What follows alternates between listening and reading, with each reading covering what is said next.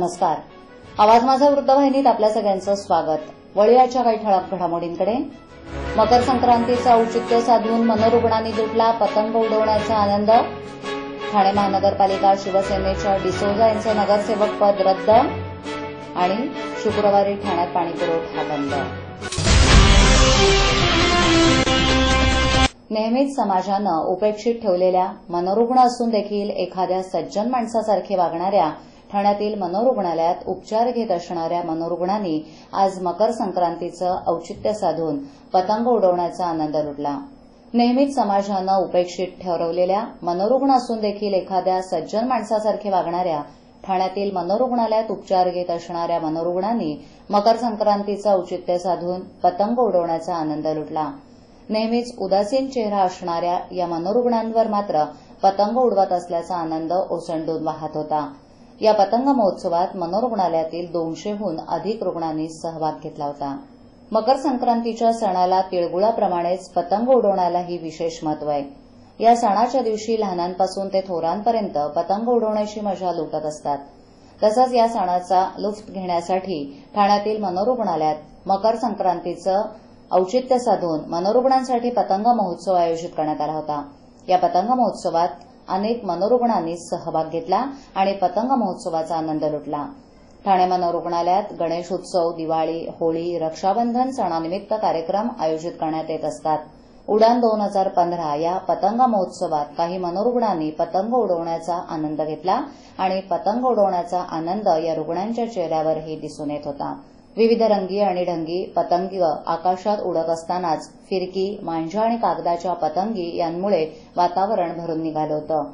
या महोत्सवात सहभागी झालेल्या उपचार घेणाऱ्या मनोरुग्णांनी आपल्या भावना व्यक्त करत असतानाच पतंग उडवण्यासाठी असणाऱ्या आवाहनाचा अंदाज देखील सांगितला. अनेक वर्ष मनोरुग्णालयात आजारी असल्यामुळे या रुग्णांना सणांचा आनंद घेता येत नाही. त्यामुळे सर्वसामान्य व्यक्तींप्रमाणे या रुग्णांना देखील आनंद घेता यावा यासाठी पतंग महोत्सवाचं आयोजन करण्यात आलं होतं. अशा प्रकारच्या उपक्रमाचं आयोजन करत असताना या रुग्णांना आनंद मिळत असल्याचं आयोजकांनी सांगितलं. ठाणे महानगरपालिका हद्दीत घर घेताय का? मग ते अनधिकृत तर नाही ना, याची खातर जमा करा.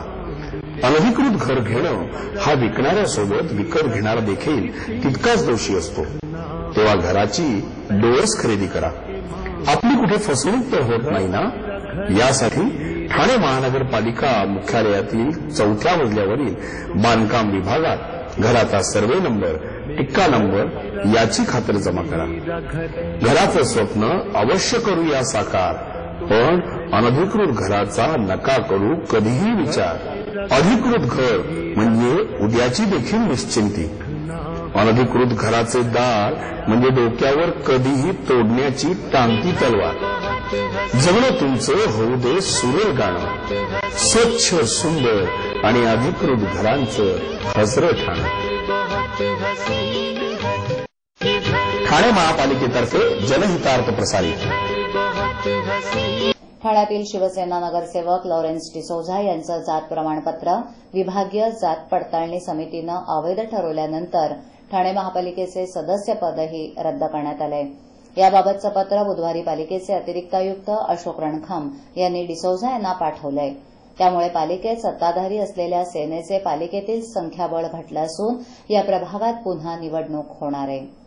फेब्रुवारी 2012 मध्ये झालेल्या ठाणे महापालिकेच्या सार्वत्रिक निवडणुकीत माजिवडा प्रभाग 19 मधून शिवसेनेच्या तिकिटावर डिसोजा यांनी माजी विरोधी पक्षनेते राष्ट्रवादीचे दिग्गज उमेदवार देवराम भोईर यांचा पराभव केला होता.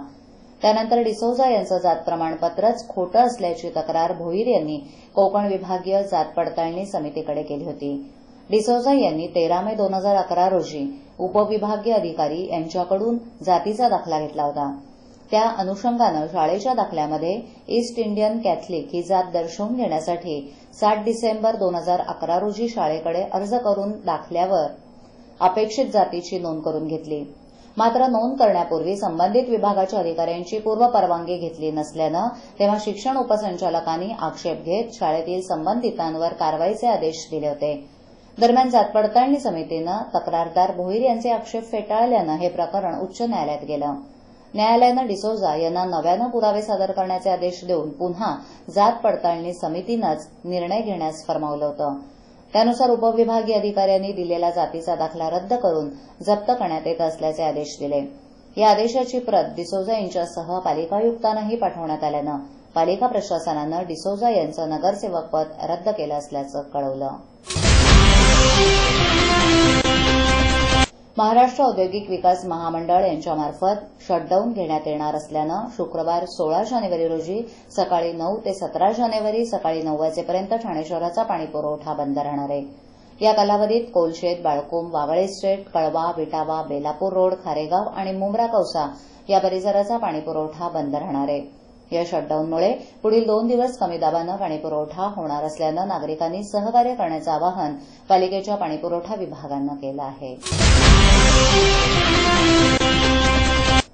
आंतरराष्ट्रीय बाजारात कच्च्या तेलाच्या दरात मोठ्या प्रमाणात घसरण झाल्यानं भारतात पेट्रोल आणि डिझेलच्या दरात आणखी कपात होण्याची शक्यता आहे.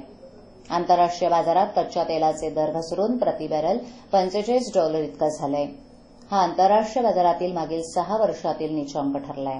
मात्र तेल कंपन्या दरात कपात करण्यास विरोध करण्याची दाट शक्यता आहे. त्यामुळे सरकारकडून उत्पादन शुल्कात कपात करण्याची शक्यता आहे. याआधी नोव्हेंबर महिन्यात पेट्रोल आणि डिझेलच्या दरात कपात करण्यात आली होती. बाबा उद्या फी भरावीच लागणार. पैसे पाठवू कसे? सोपं आहे. TJSB मध्ये खातं आहे? हो आहे. गुड. एटीएम कार्ड आहे? मग पैसे इथल्या शाखेत टाका आणि त्यांना कुठल्याही एटीएम मधनं काढायला सांगा. बँक नेटवर्कच्या कुठल्याही एटीएम मध्ये तुम्ही TJSBचे एटीएम कार्ड वापरू शकता. बाबा पैसे मिळाले. आता बँकिंग इज नो टेन्शन यार. बेस्टनं प्रवासी भाडेवाढीला दिलेल्या मंजुरीनंतर आता ठाण्यात टीएमटीचे तिकीटही महागणार आहे. निवडणुकांच्या पार्श्वभूमीवर ठाणेकरांचा रोष टाळण्यासाठी जानेवारी 2013 मध्ये भाडेवाढीचा प्रस्ताव सर्वसाधारण सभेनं फेटाळला होता. आता तोच किमान ₹2 भाडेवाढीचा प्रस्ताव नव्यानं मांडला जाणार आहे. टीएमटीच्या 5 सदस्यीय कमिटीनं मंजुरी दिल्यानंतर तो सर्वसाधारण सभेपुढे अंतिम मंजुरीसाठी येईल असं समजतं. टीएमटीला दिवसाला सुमारे 2.5 लाख प्रवाशांकडून 22 ते 25 लाख रुपयांचा महसूल मिळतो. डिझेलच्या किमती गेल्या काही महिन्यात कमी झाल्या असल्या तरी महागलेले सुटे भाग, नादुरुस्त बसेसमुळे टीएमटीचा तोटा वाढत चाललाय. टीएमटीच्या उत्पन्न आणि खर्च यातील तफावत वाढत चालली असून आता त्यामुळे भाडेवाढ करण्याशिवाय पर्याय नसल्याचं टीएमटीतल्या अधिकाऱ्यांचं म्हणणं आहे. वास्तविक ऑक्टोबर 2013 मध्ये टीएमटीनं भाडेवाढ प्रस्तावित केली होती. तसा प्रस्तावही सर्वसाधारण सभेपुढे जानेवारी 2014 मध्ये मंजुरीसाठी मांडण्यात आला होता. मात्र लोकसभा आणि विधानसभा निवडणुका तोंडावर असताना टीएमटीची भाडेवाढ केली तर ठाणेकरांमध्ये नाराजी निर्माण होईल या भीतीपोटी लोकप्रतिनिधींनी ही दरवाढ फेटाळून लावली होती. मात्र आता निवडणुका सरल्यानंतर भाडेवाढीला मंजुरी मिळण्याची शक्यता आहे. परिवहनच्या 5 सदस्यीय समितीसमोर हा भाडेवाढीचा प्रस्ताव मांडण्यात आला असून येत्या आठवड्यात त्याला मंजुरी मिळेल. त्यानंतर सर्वसाधारण सभेपुढे तो मांडला जाईल. किमान ₹2 भाडे वाढवण्याचं प्रस्तावित असलं तरी सर्वसाधारण सभा त्यात बदल करून ₹1 ते ₹1.5 भाडेवाढ होऊ शकते असं समजतं. पालिकेचे नवे आयुक्त संजू जयस्वाल यांनी पदभार स्वीकारताना आर्थिक शिस्तीला प्राधान्य देण्याचे सूतोवाच केलेत. टीएमटीचं उत्पन्न आणि खर्चात तफावत असल्यामुळे पालिकेला 40 कोटी रुपयांचं अनुदान द्यावं लागतं. त्याबद्दलही त्यांनी चिंता व्यक्त केली होती. या प्रवासी सेवेतून फायदा मिळू शकत नाही, मात्र ती सेवा किमान ना नफा ना तोटा या तत्वावर तरी चालायला हवी असं त्यांनी स्पष्ट करत भाडेवाढीला अप्रत्यक्षपणे अनुमोदन दिलं आहे. मुंब्रा येथे ड्रग माफियानं अल्पवयीन मुलांभोवती आवळलेला एमडीचा फास अधिक घट्ट झाला असून नुकतंच 16 वर्षाच्या युवतीला या अंमली पदार्थांचं व्यसन जडल्याचं उघड झालंय. तिला एमडी पुरवणाऱ्या सुधीर निषाद याला अंमली पदार्थ विरोधी पथकाच्या पोलिसांनी अटक केली आहे. व्यवसायानं तो प्लंबर असून तोही एमडीच्या आहारी गेल्याचं तपासात उघड झालंय.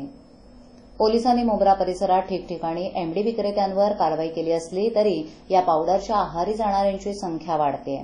16 वर्षाच्या युवतीला तिच्या मित्रांकडूनच एमडीबाबत माहिती मिळाली. एकदाच अटक लागल्यावर तिला रोजच एमडीची गरज वाटू लागली.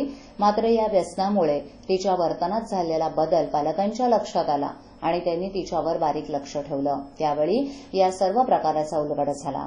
बुधवारी दुपारी पोलिसांनी वागळे स्टेट भागात कामगार हॉस्पिटल परिसरात सापळा रचून सुधीर निषाद याला अटक केली. त्याच्याकडे 24 ग्रॅम वजनाची ₹12,000 किमतीची एमडी पावडर पोलिसांनी हस्तगत केली. या प्रकरणी वागळे इस्टेट पोलिसांनी गुन्हा दाखल केला आहे. ठाणे कोर्टानं त्याची रवानगी शनिवारपर्यंत पोलीस कोठडीत केली आहे. आता ठळक घडामोडी शेवटी पुन्हा एकदा. मकर संक्रांतीचा औचित्य साधून मनोरुग्णांनी लुटला पतंग उडवण्याचा आनंद. ठाणे महानगरपालिका शिवसेनेच्या डिसोजा यांचं नगरसेवक पद रद्द आणि शुक्रवारी ठाण्यात पाणीपुरवठा बंद. आपल्या विभागातील काही सूचना अथवा समस्या असल्यास त्यांच्यापर्यंत जरूर पोहोचवा. आम्ही तुमचा आवाज नागरिकांपर्यंत नक्की पोहोचवू. आम्हाला संपर्क करण्यासाठी आमचा पत्ता आवाज माझा 103 सैलेख आदर्शनगर समोर कोलबाड रोड ठाणे पश्चिम. आमचा दूरध्वनी क्रमांक 9774033326. आमचा ईमेल आयडी awazmaza.tvnews@gmail.com. आवाज माझावरील एखादी बातमी पाहिजे राहून गेली असल्यास युट्यूबवरही ती तुम्ही पाहू शकता. तर मग उद्या पुन्हा भेटू याच वेळी याच ठिकाणी काही नवीन घडामोडींसह आवाज माझा वृत्तवाहिनीत. तोपर्यंत नमस्कार.